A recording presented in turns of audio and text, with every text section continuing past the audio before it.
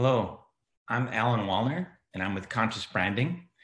And we like to think of brand as the DNA of your company, because the way that works is the perceptions that people have of you determine what your brand is. So the experiences you create for them determine the perception that they have of you. And in order to create a strong brand, there are three things that companies typically have in common.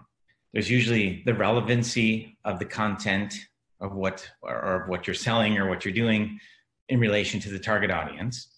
And it's also the distinctive difference that you have from your competition out there. And then the third thing is consistency, delivering on your brand experiences and the visual representation of your brand consistently. And what I mean by the visual representation, I'm talking about in a general sense, your logo. And so there's a lot of interesting things that happen when people see your logo is they basically start getting emotional triggers. So you want to have your logo out there positioned in a consistent way.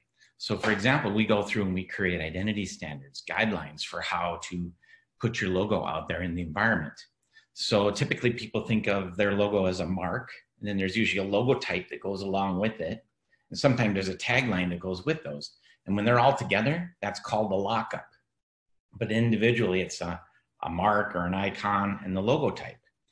To give an example, FedEx uses a logo type, and it's a specially designed logo type.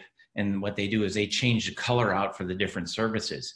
And so that can get very complex very quickly. So they put identity standards together. So if you're using this service, you use this color, and they put guidelines together so that people are out there using their logo consistently. Also, white space around the logo is very important. You want to retain the integrity of your logo. Instead of putting things up really close to it and crowding it, you want to put parameters of the white space around the logo so nothing can get beyond that in terms of relationship to your logo.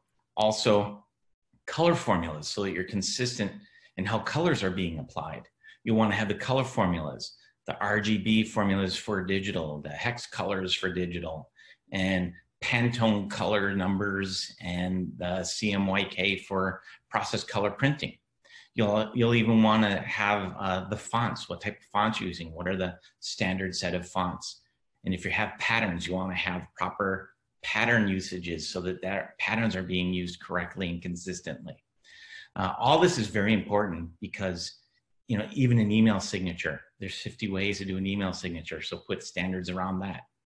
So if you're looking to create that consistency, because that consistency leads to retention, and retention creates strong brands.